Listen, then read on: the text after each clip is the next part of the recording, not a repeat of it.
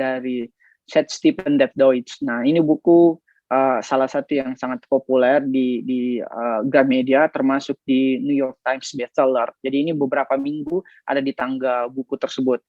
Nah, berjudul Everybody Lies atau Semua Orang Berbohong. Gitu. Nah, ini sebenarnya merujuk kepada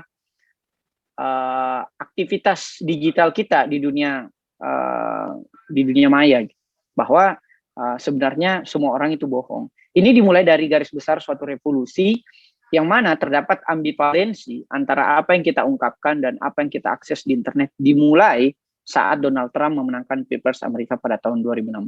Kenapa? Karena ketika lembaga survei memprediksi kemenangan Hillary Clinton, hasil pemilu justru berkata sebaliknya. Ternyata orang-orang ketika disurvei mengatakan bahwa dia memilih Hillary Clinton. Tetapi fakta justru berpunggungan terhadap lembaga survei. Bahwa ternyata ada keinginan yang sifatnya privat dari warga negara Amerika yang berbeda dengan apa yang diungkapkan di lembaga survei. Bahwa ini adalah bukti antara apa yang kita ungkapkan di depan lembaga survei dengan preferensi politik kita yang privat itu justru berbeda. Maksudnya apa? Bahwa apa yang kita ungkapkan di orang-orang dan apa yang kita search atau apa yang kita pilih di dunia maya misalnya, itu sebenarnya terdapat kemenduaan. Kenapa dikatakan demikian? Karena data itu dapat kemudian menjelaskan secara lebih detail. Bahwa misalnya dulu naluri seorang nenek tentang jodoh misalnya, bahwa jodoh seperti apa yang sesuai dengan kata kita tentu berdasarkan data. Datanya berupa apa? Yaitu pengalaman hidupnya. Makanya kita bertanya kepada nenek atau paling banter bertanya kepada orang tua, karena pilihan jodoh itu dapat kita ambil data-datanya dari pengalaman orang tua kita atau nenek-nenek kita. Namun dalam masyarakat ilmiah kita memerlukan lebih banyak data untuk diolah. Sama kalau kita penelitian, ada pendahuluan, ada tinjauan pustaka, ada metode penelitian, kemudian kita meneliti, ada pembahasan, kemudian terdapatlah kesimpulan. Praktisnya data harus kita olah agar kita dapat menghasilkan suatu kesimpulan.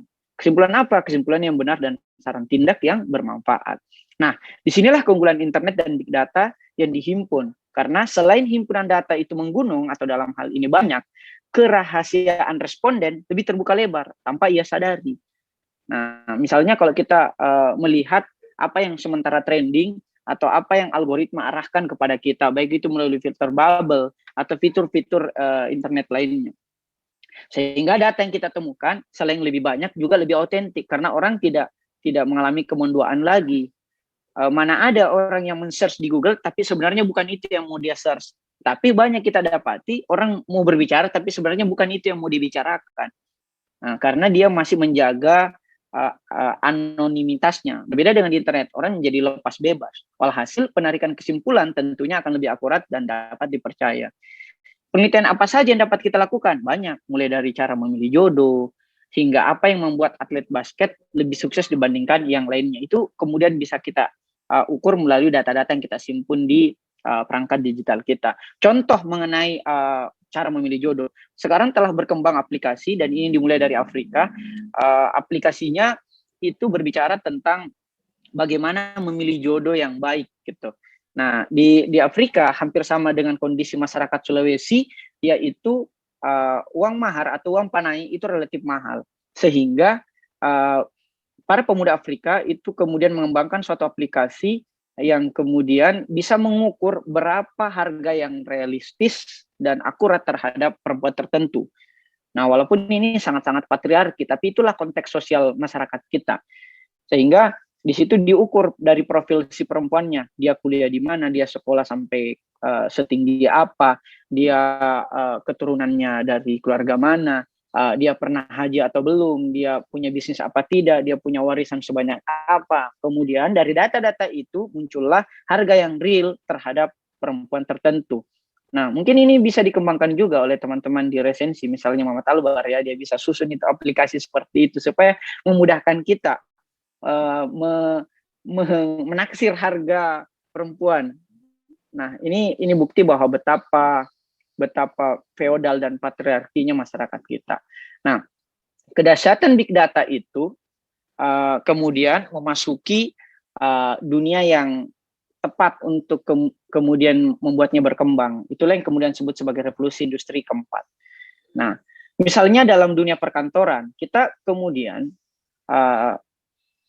telah mengalami shifting dari era perkantoran kita masuk jam 7 pulang jam 5. Misalnya kalau kita ke kantor-kantor besar, misalnya kantor Google, nyaris kosong itu jam 9 pagi. Jadi jam 9 pagi kalau Anda ke kantor Google, ya nggak banyak orang, beda dengan kantor-kantor industri pada umumnya. Dan di kantor Google mengalami beberapa budaya perusahaan yang sifatnya lebih fleksibel. Silakan nonton film-film bertema Google, misalnya ada film itu yang bertema tentang orang yang sementara magang di Google. Judulnya kalau tidak salah itu tentang magang lah, kayak gitu. Ada 2 orang yang sementara magang di Google. Nah, selama target perusahaan tetap tercapai. Nah, Google mengawali revolusi data yang besar melalui pembayangan data dengan cara yang baru. Jadi Google melihat semuanya sebagai data. Misalnya tubuh sebagai data. Google mengembangkan Google Flu dan HelloDoc misalnya.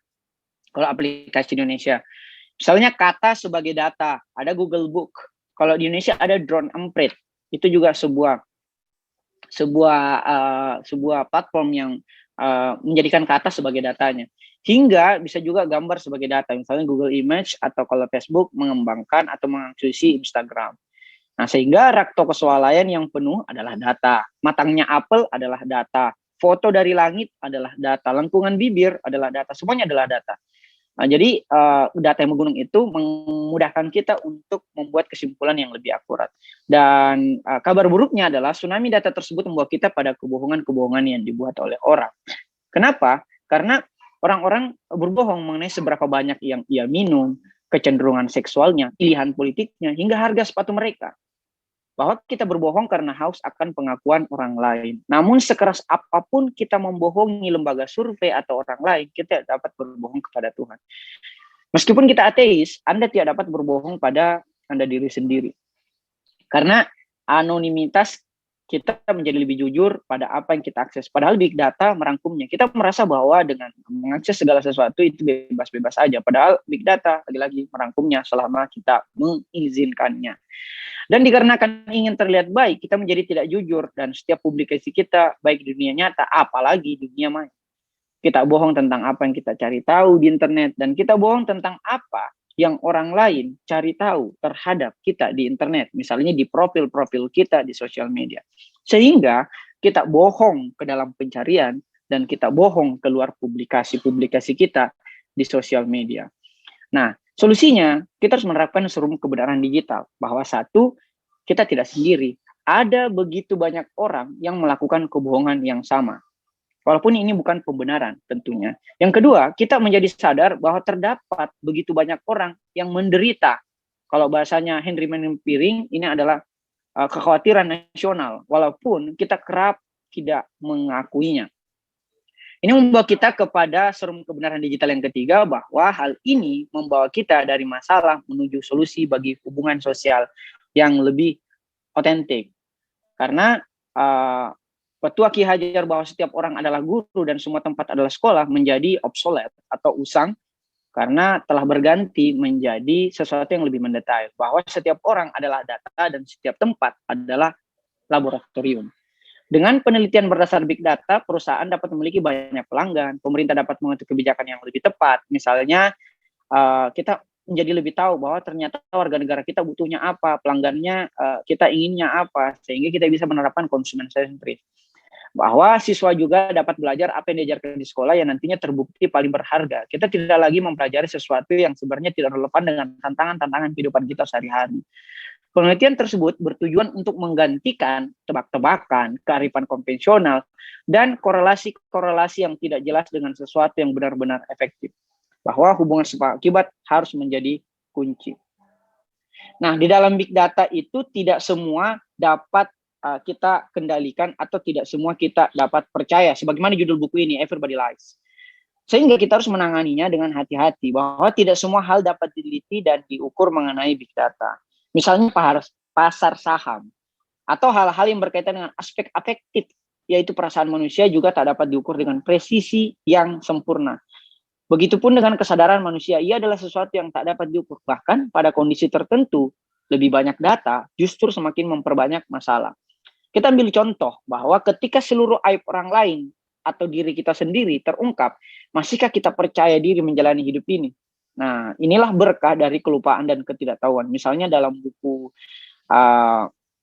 Buana Tauhid, di situ dijelaskan bahwa ada keberkahan dari kelupaan atau ketidaktahuan. Sehingga kita terkadang lupa bahwa kita ini memiliki banyak dosa dan ketidaktahuan kita terhadap sesuatu yang sebenarnya kita takutkan. Sehingga kita masih tetap percaya diri untuk menjalani kehidupan dan masa depan yang masih suci itu.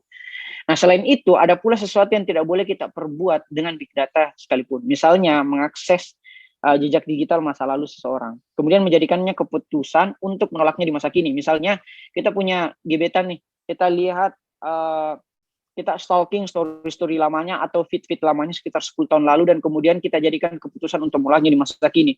Ini kan sesuatu yang sebenarnya agak kurang fair juga gitu. Padahal ada beberapa aspek yang tidak dapat diukur secara sempurna oleh big data. Sehingga ia dapat menarik kesimpulan yang tentunya tidak sempurna dan nihil kekeliruan. Bahwa kita telah melewati masa di mana pemerintah terlalu berkuasa dengan memusatkan informasi hanya pada dirinya, sehingga ialah yang paling berkuasa. Kini, secara tidak kita sadari, korporasi telah menggantikan peran pemerintah untuk menyedot semua data kita.